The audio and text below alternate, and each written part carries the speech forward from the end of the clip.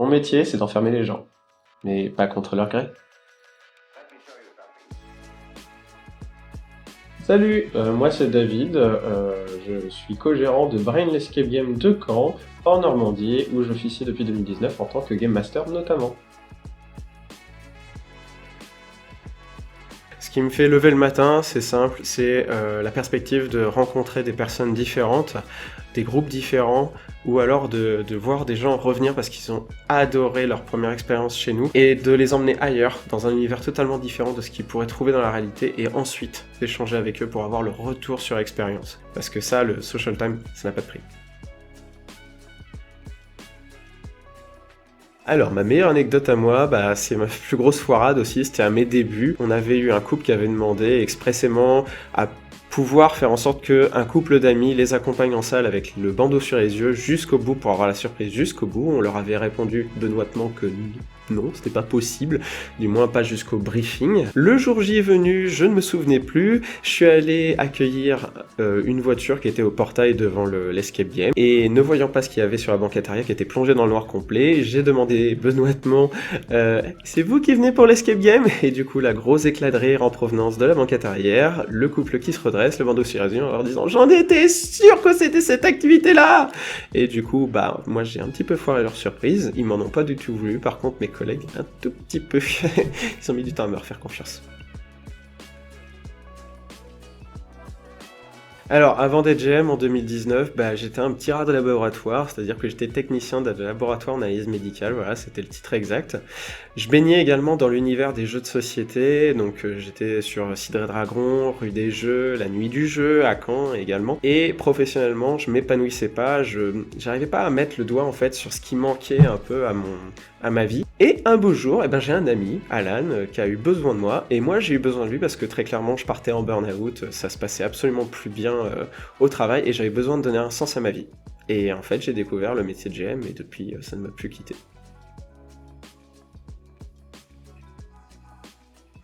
Alors, ce que le métier de GM m'a apporté, c'est la capacité en adaptabilité, en polyvalence, mais aussi en accueil, en relations humaines, avant tout, je dirais. Peut-être un petit peu en confiance en moi.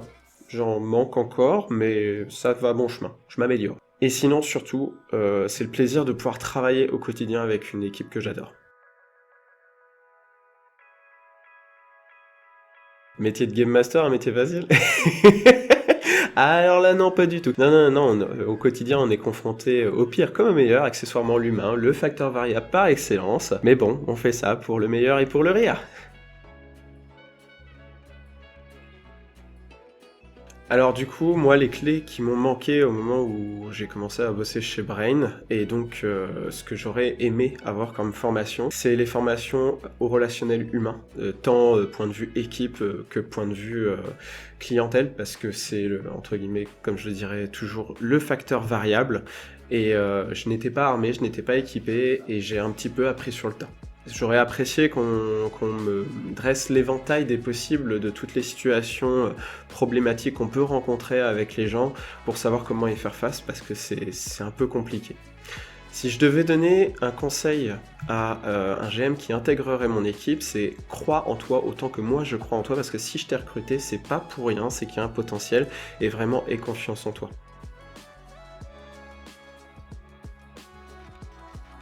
Alors ce que la formation à une noire m'a apporté, déjà c'est de pallier les problèmes entre guillemets de cohésion et de lecture des gens, des clients, pour essayer de détecter un petit peu les comportements à risque ou la corde sensible sur laquelle appuyer.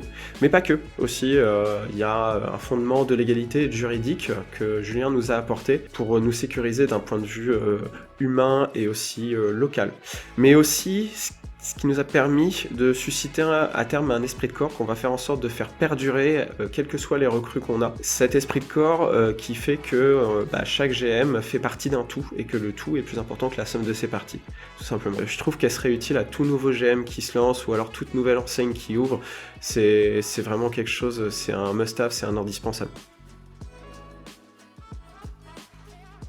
Alors, pour les débouchés, je suis co-gérant de Brainless Escape Game, je compte bien continuer à l'être et à le demeurer parce que j'aime ce que je fais. Et concernant tout ce qui est avenir de salles, de projets, etc., on a tout un éventail des possibles à notre disposition, mais ça, on le garde sous le coude, c'est un petit peu top secret. Du coup, si vous voulez rester informé, n'hésitez pas à nous suivre sur les réseaux Brainless Escape and Quiz Game de Caen.